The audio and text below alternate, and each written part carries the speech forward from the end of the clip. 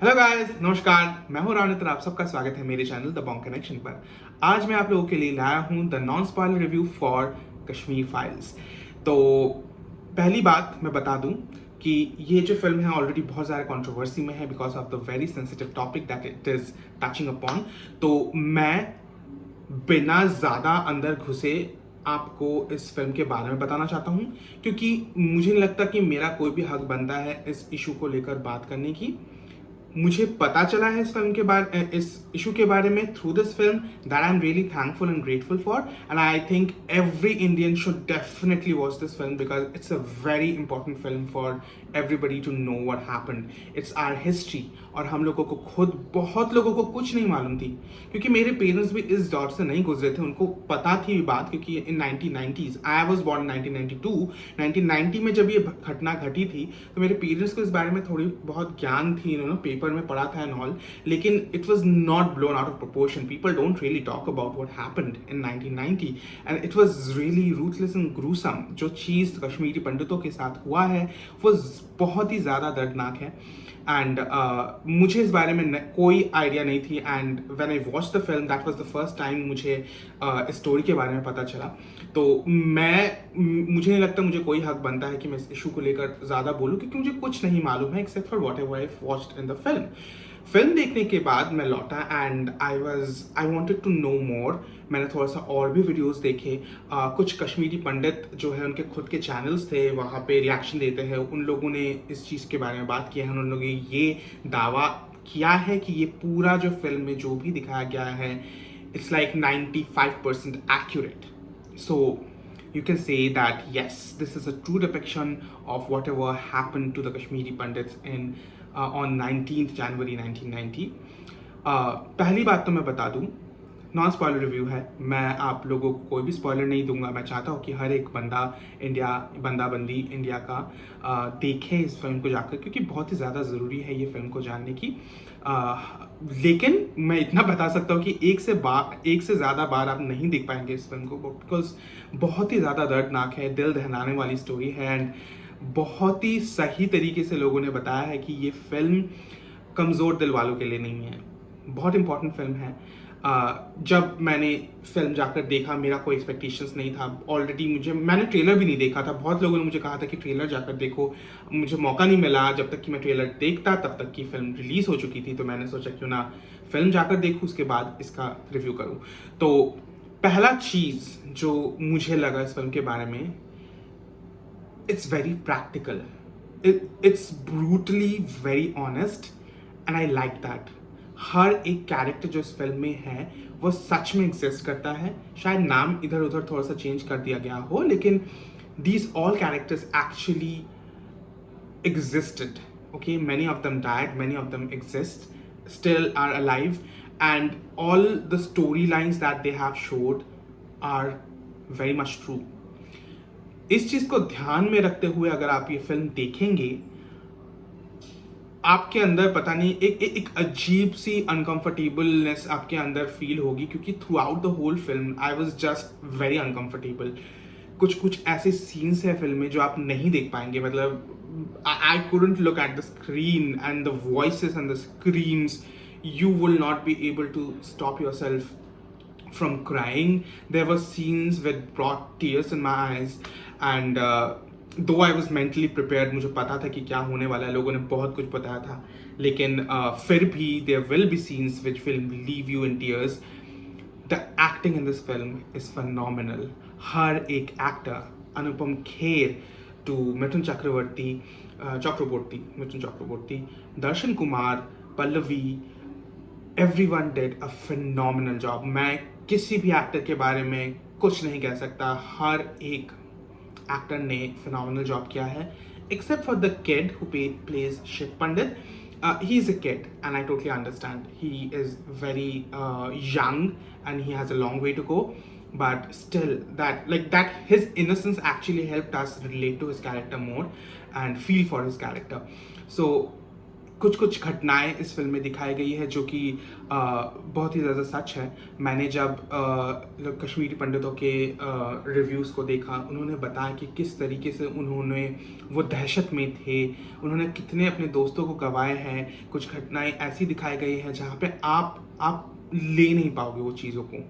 मुझे बहुत अच्छी चीज़ ये लगी कि बहुत ही ज़्यादा ग्राउंडेड है रियलिटी में ये पूरी फिल्म। 3 दशक के बारे में दिखाया गया है, पास्ट 1990 जबकि ये घटना घटी थी, 2016 and then the modern times, now in the current present times. तीनों एरा में इस चीज़ को लेकर बात की गई है। आपको पहले घटना देखने को मिलेगी थोड़ी बहुत, and then they will come back to the present and they will talk about what exactly is happening in the present, और किस तरीके से वो जो पास्ट में जो घटनाएं घटी थी वो किस तरीके से अभी प्रेजेंट में रिलेट हो रही हैं। क्या लोगों को इस बारे में पता है, क्या लोगों को इस बारे में कोई भी जानकारी है। सबसे सैड बात इस फिल्म की, मतलब इस स्टोरी की, ये है कि लोग इसके बारे में नहीं जानते हैं। अभी भी लोग इसके बारे में बात नहीं करते क्योंकि आधे से ज़्यादा चीज़ ढकी हुई है, किसी तरीके से इस चीज़ को छुपाया गया है। जो भी हुआ था उस दिन, उस एरा में, 1990 में, आधी से आधे बातें लोगों को पता नहीं है। न्यूज़पेपर में तब छपी थी, तब लोगों को पता थी, उसके बाद उस चीज़ को ढक दी गई है। लोगों को बहुत ही गलत इंफॉर्मेशन है। लोग ये भी मानते हैं कि कश्मीरी पंडित खुद भागे थे वहाँ से। तो ये सब चीज़ें भी फिल्म में दिखाई गई है जो मुझे बहुत अच्छी लगी, क्योंकि लोगों को जानने की ज़रूरत है कि क्यों लोगों को इस जाने में नहीं पता है। There was a particular dialogue where one of the character says कि जर्मनी में जो हुआ जूस के साथ, वो सभी को पता है क्योंकि जूस अभी भी चिल्ला चिल्ला कर सबको बताते हैं, लेकिन कश्मीरी पंडितों के साथ जो हुआ वो किसी को नहीं मालूम है। तो कोई और एक कैरेक्टर पूछता है तो फिर क्यों नहीं पता है उनको, क्यों नहीं बात करते इस बारे में? क्योंकि उनको डर है कि अगर वो मुंह खोलेंगे तो उनके साथ वही होगा जो बाकी कश्मीरी पंडितों के साथ हुआ है। और ये कश्मीरी पंडित सिर्फ ये चाहते हैं कि वो वापस घर जा सके। That is the only thing that they need. That's heart breaking to know. Even after what they faced, they still want to go back to their homes. Anupam Kher's character is very important in this film. आप अनुपम खेर की acting अगर देखें, जिस तरीके से वो character के अंदर घुस गए हैं, एंड उसके बाद मुझे पता भी चला कि उनके खुद की माँ कश्मीरी पंडित थी, उन्होंने अपने भाई को भी गवाया था इस पूरे इंसिडेंट में, and I could see that pain and devastation in his eyes when he was portraying the character. उनके layers जो थे एक्टिंग के, it's phenomenal, and he is definitely one of the best veteran actors we have in the industry, and he has yet again proven that. Mithun Chakraborty was phenomenal as well. उनका character जिस तरीके से, the fact that he couldn't do much and he was so guilty, he felt very guilty for not being able to do anything, though he was so much in power. There were other actors like Puneet Isar, there were other actors as well who did a splendid job in this movie. Darshan Kumar was a revelation, especially in the climax scene. If you watch him, he just blew my mind with his performance in the last. The villain in the movie, one of the main villains in the movie, he made me angry, he made me scared, and he made me feel like I want to just kill him, cut his throat and throw him somewhere. Like, that was my emotions. I don't know whether I'm allowed to say this or not, but on YouTube or not, but that was the thing. Like, he was so good, he was so menacing. There were interviews and छोटे scenes हैं जो कि actually real life में हुए थे, and वो interviews भी उन्होंने उसको डाला है इस फिल्म में, एंड आई अप्रिशिएटेड दैट.